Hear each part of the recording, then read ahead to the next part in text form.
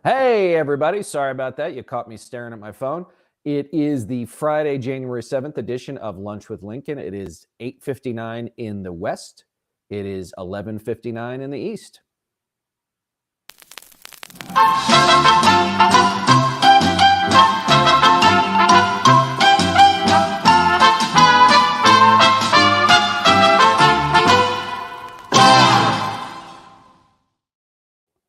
Pete, I never really watched that intro, but it's sort of a let's go out to the movies. Anyway, want to welcome back. Happy 2022. That's right. A happy, well, listen, after 2020 and 2021, that's all we can do is hope for the best. Hey, everybody, welcome back. I am Reed Galen, your host for today. Want to introduce my guest and welcome back Pete Strzok. Pete is a former FBI agent, expert in national security. And I wanted to bring him on today as we're now 366 days away from the January 6th insurrection. So, Pete, welcome back. Reed, Happy New Year. Great to be here. Happy New Year to you, too. So, Pete, I want to get your sense a year on as someone who spent a career in, domestic intelligence, the FBI, law enforcement, national security. What have you observed in that year since January 6th? Is there anything that concerns you more? Is there anything that gives you a sense of hope vis-a-vis sort of the stability of our democracy? It's a great question. There are a lot of things that pop into my mind. The first, I think the broadest, is a deep concern that we have not moved to any consensus about as a nation about what happened on January 6th in the face of rather, I think, extraordinary facts that make it quite clear that it was an insurrection, that it was a violent attempt encouraged by President Trump, planned perhaps by President Trump, to interrupt the transfer of power in a manner that has never been seen in a nation's history. And the fact that looking at recent polling, you have not only kind of extreme members of the political spectrum, but mainstream Republican voters who believe that Democrats are to blame or Biden is to blame or anybody other than Trump is to blame is really concerning, because I don't know how we bridge that gap. I have some hope that, and we can talk about, what the impact of the January 6th committee is going to be through hearings of their report. But I have little expectation that there's going to be a meeting of the minds, in part because, Fox News and right stream media, I don't think are going to get there. I don't think responsible members of the Republican Party are going to get there. And so I think we are faced with a chasm that is only deepening, and that's really concerning to me. So just as an aside, and I want to come back to Fox and all that a little in a few minutes, but yesterday there was a moment of silence on the on the floor of the United States House of Representatives to honor the 5 Capitol Capitol cops who died either that day or as a result of January 6th. Only 2 Republicans showed up for that moment. Both of them named Cheney. One, a sitting member, Liz Cheney. The other, her father, Dick Cheney, who was a member of the U.S. House before he was Secretary of Defense and then before he was Vice President. That is, I think, pretty telling for a party that, considers itself the people that, quote, back the blue. Yeah, it's extraordinary. And look, there are a bunch of... One, I would love to see this sort of simultaneous, live cam. What are they doing now with Josh Hawley to juxtapose his little fist pump to the protesters on the morning of the 6th compared to whatever he's doing sitting eating a hamburger and, watching reruns on television back in Missouri. He's doing a video podcast with his wife telling you and me how to be more masculine. Oh, yes, less porn and then less video games, and then right. on his little stool that is right. Not quite large enough. There's all kinds of odd. Freud would go nuts, I think, with that whole experience. But it is concerning, and there's so much to good for Liz Cheney, good for Dick Cheney. I mean, look, I was, born and raised a Republican. B, Liz Cheney 2 years ago went on ABC on Sunday morning and accused me of plotting a coup and engaging in treason. So I have no love lost for the woman, but we are at a point in our nation's history that if there are people, we need to come together. I mean, we're well past, this person, I don't like what then Vice President Cheney did in the war on terror, or what he said about this or that. We're past that.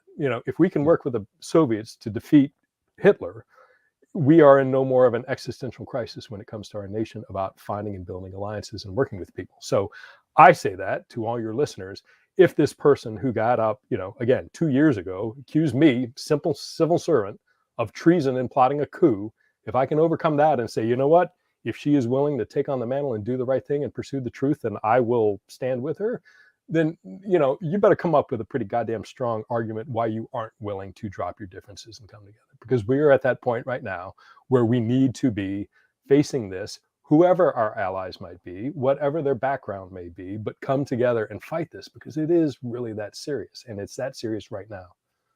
No, you're right. I mean, in fact, internally, we call it the Stalin rule, right? Which is, as we all remember, Stalin, bad guy, right? He and Mao and Hitler, like, the Khmer Rouge, like they're all up in the top 10 of most terrible human beings ever to occupy the earth. But if it meant that we sent billions of dollars of tanks and boots and gasoline and everything else, and, they took the brunt of the physical casualties in the tens of millions, ultimately, that was a trade that the United States made because, as you said, on the Eastern Front, they took the vast majority of the fighting, on hand earlier than anybody else did. And then they became our opponents as soon as that was over, right? May of 1945, the world changed. Potsdam happens, and the Cold War, lurches on for the next 40 or 50 years. But in that moment, right, President Roosevelt, Prime Minister Churchill had a decision to make, and they made the one that in that existential moment they had to make, whether or not it, made them feel good at the time or ultimately worked out, in the aftermath. Yeah, that's right. And I worry that people, that was very clear. And look, I'm not equating World War II, and I know you're not equating World War II with where we face ourselves now. But I do think what is important, and there is a sense of existential threat in what we're facing now that is coming forth out of January 6th and all the things we're seeing trying to, pack the various state voting apparatuses and election boards and everything else, and lining up actions to take in the midterms and to take in the 2024 elections. I think because it doesn't involve the physical act of war or the physical act of an attack like 9/11, that it is harder for people to wrap their head around just how grave and how existential a crisis this is to our constitutional system of government. And I am trying to not only, as I talk, when I make comments, scare people, but to provide the next step is, okay, well, you've got us scared. What do we do? Well, what you do is get out and mobilize, get out and make sure you're registered to vote, and 5 people are, because at the end of the day, and it's not just, okay, I'm going to vote in 2024. It's like, pay attention to what's going on in your states right now. If you have elections for the judicial system, for your Supreme Court, if you have votes for your county boards of electors, and this, your school boards, the people who are deciding the curricula, this is something that when you look, if you follow sort of the crazy mobilization of the far right, they are actively engaged at a grassroots level doing exactly these things. And when I look at not the far left, when I look at the mainstream of America, I am struck by the sort of the lackadaisical nature of like, oh, well, theoretically, yeah, it's bad. And yeah, I'm worried, but I'm going to go vote in 2024 and we'll take care of it. It's going to be too late. If you wait until 2024, it is going to be too late to impact, what I really do think is an extraordinary challenge to our nation right now. No, I think you're right. I mean, the one thing that, again, and, as someone who grew up in Republican politics, worked in Republican politics, I didn't really, I was lucky enough to work at a very high level at a very young age, even if I was the bottom of the totem pole when I was there. So, I didn't think about legislative elections. I didn't think about county council elections. I didn't think about, small town mayoral elections. But this is not a new phenomenon for the conservative, such as it is, movement or the Republican Party in this country. They have always, early on, decades ago, understood that it was far easier, far cheaper, far faster to get local elected people to do the things you wanted to do from either a political or a policy position. So the idea that somehow it's new that they're going down into school boards and these elections boards and all the other stuff is, frankly, it's not that surprising, and it's really on brand for them. And they are dedicated, well-resourced, and relentless in this thing. And as you can see, and this is one question I have for you as someone, as a former law enforcement officer, is this menacing that is happening to these local elected officials, whether or not it's elections people, school boards, where people show up at their houses, they send them emails. There was a woman in Georgia mentioned in Barton Gellman's Atlantic article that said, like, we're going to hang you all on television. It'll be pay-per-view, right? I mean, for the average person who says, I want to serve, that's probably a bridge too far for them to say, this is not the life I signed up for. Yeah, of course it is. And I mean, look, the scope of what's going on is unprecedented. It's one thing, as a public, unwanted public figure, but a public figure nonetheless. And I'm sure you've had the same thing when death threats come in. Okay. They are disconcerting. Is a wild understatement. I mean, they are, deeply they strike at you and your sense of security in a way that is profound. And I say that as a trained law enforcement officer who has a weapon. So right. my proficiency in with a firearm and my ability to defend myself and my family and my home is probably considerably exponentially greater than the average poll worker who just wants to go out there and do their part to participate in a democratic process.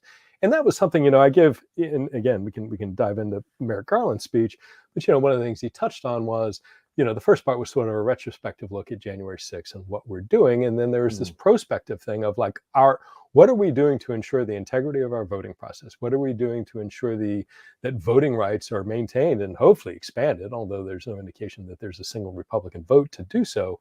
But the span of what the government is facing, the challenge of what we are facing as a nation from a law enforcement perspective is huge. And I don't think even commentators understand and appreciate the massive, massive scale of everything that's going on within, in particular, DOJ and the FBI. But to sit there and say, this whole sort of span of the horizon of holding the past accountable, understanding what occurred in the past, not just January 6th, let alone whether we're going to look at any other crimes that occurred during the Trump administration, but then figuring out what the threats are in the future and getting in a position to understand and investigate who are those remaining threats out there from a domestic terrorism perspective, and everything else that's still on the plate, from international terrorism to counterintelligence. It's just a massive, massive, massive undertaking. And, I have a lot of concerns about that. But, my point to saying all that is, as a listener, please do not underestimate for a second the scope and the breadth of what the U.S. government is facing right now. Well, I want to make one note to the commentariat, as I call it, that you mentioned, which is it's very difficult if you've spent your career in Washington, D.C., in the media sphere, to believe that everything is somehow radically changed, right? You get on, you do your 3 minutes, and then you're off. But you probably have some other job, too, that's reliant on the system as it currently stands, right? I call it the political bureaucracy. You come in and out of administrations, you go in and off the Hill, you go to a lobbying shop, a PR shop, you go to, some association, whatever the case might be, but it's all predicated on the world that you have known and the world you're a part of. And that lack of imagination, I think, is a broad part of why we're here. But I want to talk about the president first. President Biden gave what I believe was a fabulous speech. He said, I will stand in the breach here. He said, we will not allow a dagger at the neck of democracy. Now, Pete, as someone who worked in Republican politics, as I said, these are not Democratic words, big D Democratic words. These are words of conflict. These are words of defense, but not defensiveness. After the president, who is not only the political leader of the Democratic Party, but also the head of the executive branch, gives remarks like that, does that belief, do those words trickle down to the Department of Justice and the FBI? And I know that the DOJ, the FBI are supposed to be independent, relatively speaking, of White House and political considerations. But do words like that, do actions like that give the Attorney General, give the FBI director somewhat of a green light to say, okay, we're going to move forward on this? Because I know that both DOJ and the FBI want to be assiduously non-political, apolitical, but it seems that is not a place that they can live in the moment that we see today. I think that's a good question. I think at the end of the day, the FBI and DOJ are made up of citizens, and the president is the leader of our nation, and he sets the tone by his words and his perspective. So I do think it has an impact just in the context of, every agents are people. Attorneys and prosecutors are people. They go home, they have families, they have extended families, they have neighbors. They exist in the context of a political dialogue of a nation that is engaged in a a marketplace of ideas and political sentiment. But I think what, so yeah, I think it has an impact. I don't know that it has a great deal of, suddenly it's going to, we wake up and everybody goes into work at, the J. Edgar Hoover building or WFO or NYO or wherever they are, today on Friday, and suddenly they're, reinvigorated and on a new path. I don't think there's a significant change there, because again, I do, and I've said this until I was blue in the face, the people I know at the FBI absolutely have political opinions, but it was not something that's discussed in the workplace. I mean, I have political opinions, my colleagues did, and it wasn't something, though, that you roll in and you're not really talking about politics, you're talking about your work. And so I'm certain that sort of perspective and that sort of behavior is continued. But, what I do think was important, I agree with you that I think it was an extraordinary speech. I think it may be one of the, a tenure defining speech by Biden and what people take away from it. And I think it was important to do. Should he have done it sooner? I don't know. I mean, I think an anniversary is a very appropriate time to have comments like that. But I think for me, what's interesting is whether or not, that there's clearly an interest in understanding what happened on January 6th, both on the day leading up to it and the aftermath. I don't know, though, to what extent that extends into all the other activity that occurred in the Trump administration. Clearly, Tom Barrack is under indictment and Rudy is still under investigation. And as soon as they get through all those electronic media and phones, I would expect some sort of maybe charges, maybe not. Sidney Powell is under investigation for fundraising, apparently. But one of the things, what I think it's important for your listeners to understand is don't fall into the Mueller trap. One of the things that I learned early in my career that I tried to express in my book is one of the hardest things that you learn as an agent is that bad people get away with bad things. That our system of laws, our system of how we prosecute, and the standards we've established in our judicial system are very, very high and very, very tough. And we've done that for a reason. We've done that with an acknowledgement of the balance of saying, we are specifically going to make this difficult to do, to charge somebody with a crime. And what that translates to is there is all kinds of wrongdoing that occurs that people will ultimately not be punished for in a judicial sense. So if people are sitting there saying, yeah, by God, we're going to get Trump for obstruction, we're going to get all these people, and they're going to walk away in handcuffs, we're going to see them splashed all over the front page of the newspaper, and they're going to jail, I'm here to tell you they're not, many of them. Things that you and I both know, the statement that, when you read the Mueller report, that it lays out all this wrongdoing, but says we could not reach a standard of proof to bring charges. And that's the nature of our judicial system. So, and so the point of that is, one, don't get your expectations up too high that everybody who's done wrong is going to go off to jail. The second component of that is there is all kinds of sanction and punishment that occurs outside of a judicial context, whether it's in the political arena, whether it's in the court of public opinion, whether it's certainly written by the hand of history. These things that people did and did wrong can be exposed and can be held to account outside of the context of whether or not they're charged with a crime. And that's why I think what Biden's speech did was so important. That's why I think the January 6th committee's work is so important, because these are truths that can be brought out and discussed whether or not they actually ever result in criminal charges against somebody. So let me ask you this, and I don't want to do a tutorial. Well, I'm not going to ask you for tutorial on investigative process, and I don't think anybody would sit through it anyway. But if someone said, there's some of these lower level people, right, involved in the planning or the funding of January 6th, who we should take a look at. And a couple of FBI agents show up at your door and say, hello, Miss or Mr. So-and-so, we'd like to talk to you about these things that we've seen and have a conversation with you. Does that have the effect of just the sit down? Does that have the effect of people who probably did not either understand or now understand the gravity of what they were involved in, sort of get them to open up and go, okay, you know what, like, I'm not going down for this? Of course it does. I mean, I've got to think that there are a number of people who were involved at, kind of the muscle level, at the street level, who weren't part of the planning, who weren't part of the coordination, who didn't do any funding, that just got swept in the moment. Somebody offered them, hey, I'm going to give you a bus ticket to get to DC, or we'll help with your, hotel costs or whatever it was, and get wrapped up into the moment, and they show up.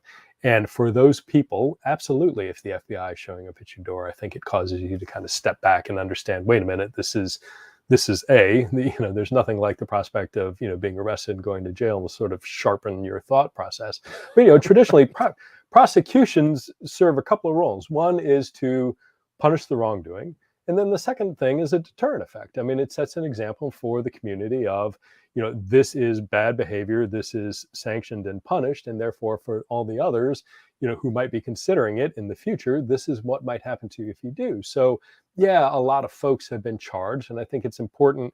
I don't think DOJ has gotten lost in just simply charging the lower level. One, I think you have to do it just in and of itself because they broke the law, and you do want to set that example. But then the other thing is, all these people, every case structure in a complex case that I've ever been, involved in, and that others have, you start at the bottom, right? You start working with people who tend to have a lot of the evidence, who are willing to, if you go into comparatively easier cases, if you go in and you say, hey, we've got you dead to rights, you're probably going to go to jail, maybe not for a long time, maybe only for a year or two. However, if you help us and you talk about who contacted you about going to DC, who contacted you about paying for your bus ticket, who helped set you up, who may have had some information. And oh, by the way, do you have that GoPro video footage that you recorded on that day? We need that too. You start building up, and you do that to get to a point where you're moving up the chain. So yeah, that's a very long answer to your question, but yes, of course it has an impact when the FBI shows up at your door. Of course it has an impact when somebody pleads out to a sentence of probation. All these things matter. And again, I think, the kind of public perception is, all these hundreds of folks, but we don't see any of the higher level people being charged. We don't see any long prison sentences being imposed. Therefore, this is all a bust. That's not the case. That isn't the natural flow, the necessary flow of how this sort of prosecutive path works. The bad news is it takes a long time. I mean, it is not going to be done by the midterms. I think it is reasonable that there are probably people at a higher level with complex cases who choose to really litigate with a lot of resources, who are going to still be litigating by the time the 2024 election comes around. So, we'll have to deal with that when that comes around, but that's just the nature of our judicial process. But it's also it's not a reason because we have an election in 11 months or a presidential election in, a couple of years, 3 years, to not pursue prosecution when it makes sense. Absolutely. And that should not be a consideration at all. And, sadly, it obviously was during the past administration. I mean, you had Tom Barrack earlier this week, I think he made either a filing in court or an argument in court that this was, a politically motivated prosecution, that, suddenly all these acts that he's charged with were years ago, and suddenly he's being charged in, 2020, or 2021. It's like, well, yeah, there was a political finger on the scale. The political finger was, you should have been charged 2 years ago.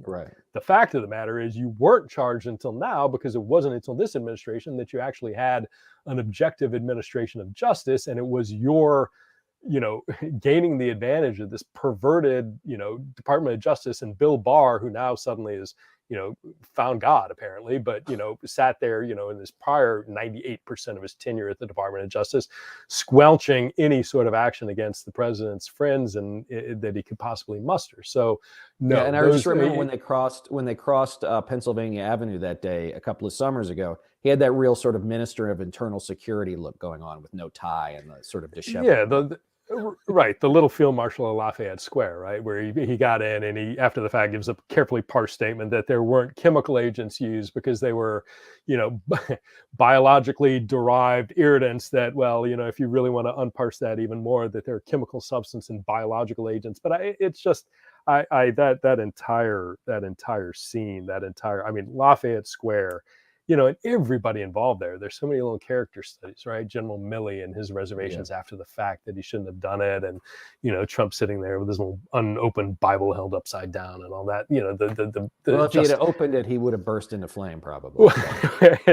Well, he was wearing the invisible glove from Satan that would prevent his hand from catching fire, I think. But it was that there is so much, and again, to a point made earlier, what I am concerned a little bit about is there was so much activity, and I think so much certainly investigative material, if not criminal activity, that occurred in the last administration that was not, to my belief, investigated, let alone prosecuted.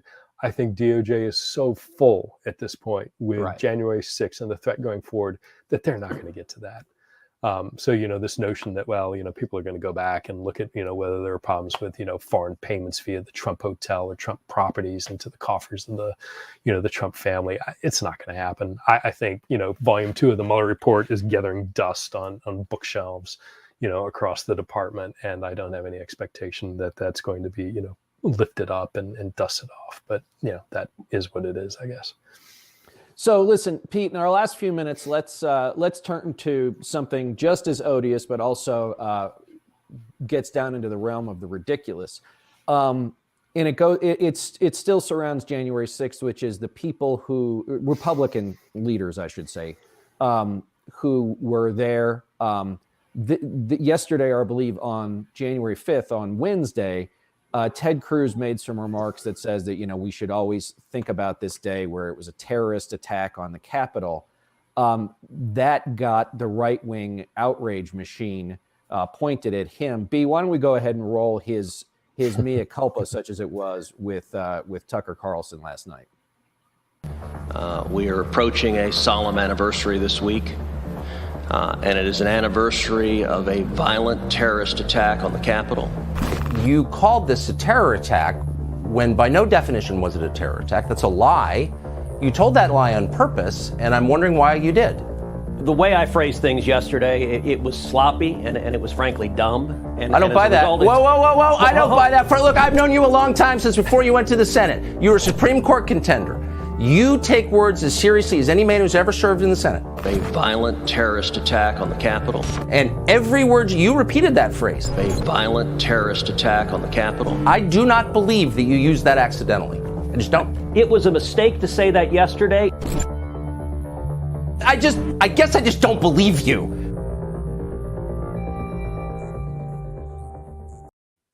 So, Pete, I mean, Ted Cruz is, look, I remember Ted Cruz on the 2000 Bush campaign, right? And as I might have told this story before, a friend of mine reminded me late last year, Cruz was so universally loathed that the rest of the staff would figure out where he was going to go after work, and then everybody would go somewhere else on purpose, right? Like this like universal loathing for him is not new, and he seems to relish it, but he certainly stepped in at this time because, and I think it's not only that what he said and the reaction, but I think Carlson's reaction to it is more telling. I mean, Cruz is always going to be obsequious. Donald Trump attacked his wife repeatedly, blah, blah, blah, blah, blah. But Tucker is clearly so exercised that someone of Cruz's position would have done this. Yeah, what a pathetic, groveling little man. It's just disgusting to watch. He's not winning votes. He's not ever going to be president. I mean, right. The far right is the good news for Ted Cruz is everybody's equally disgusted with him now, right? There's no segment of the American population who doesn't hold him in complete contempt. But, the other thing is like turning to Tucker, who is also just a hard individual. He's like, the Soviet military used to have these, they're called Zampolits, right? These political officers who are embedded in every unit who would sit there and check for your ideological purity. And what the hell is going on? You have a United States senator who is going on to national television on one of the three major cable news networks to take off his shirt and turn around to get his lashing at the hands of the moral ideological police. And this isn't anybody in the RNC. This isn't anybody, any of his colleagues in the well of the Senate. This is some heir to a goddamn frozen fish kingdom who's sitting there, who's decided that, he's going to take on the mantle of what is allowed and what isn't allowed within the mainstream of Republican discourse. It's pathetic. It's disgusting. It's discouraging. And it is absolutely where the Republican Party finds itself today. Well, and so as we close out, guys, I want to take my second shot at doing 1 minute. And my 1 minute today is really about something that Pete just talked about, which is that in the Republican Party today, you do not have to hold political office to have power. We see that last night with Tucker Carlson. Tucker Carlson can single-handedly wreck someone's political career, as it appears he's trying to do to Ted Cruz now. We saw it when he was upset with Greg Abbott last fall. We see that Donald Trump sits in the bridal suite at Mar-a-Lago and decides the fate of Republican primary candidates. My guess is he'll say something bad about Ted Cruz today. These are not the hallmarks of a political party or a healthy pro-democracy organization, but an authoritarian movement that starts at the top, that has different power centers along the way down, like a Jenga game. They say there's no such thing anymore as the quiet part out loud. They say all the things out loud that they mean, whether or not it's anti-democratic, whether or not it is racist, whether or not it's just ugly and awful to begin with. They say it all, they mean it all, and they know it because they now, unfortunately, guys, these power centers drive the political narrative in this country. We cannot let them get away with it. We must work together, as Pete just said, with folks that we might not otherwise sit across the table from, because here's the thing we know, they will sit with anyone to gain power, and we must not, in the next 11 months, let them get away with it. So, Pete, I want to thank you for joining me again today. Also, just a programming note, Pete is going to do double duty with the Lincoln Project today. We're going to record the podcast here in a little while. That'll drop on Monday. But, Pete, I do want to thank you for your time. B, as always, I want to thank you for your help behind the scenes. Everybody, I hope you have a healthy, happy weekend.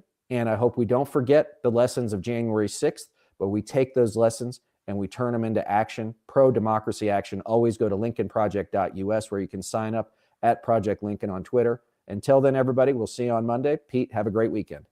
Great. Reed, you too. Thanks.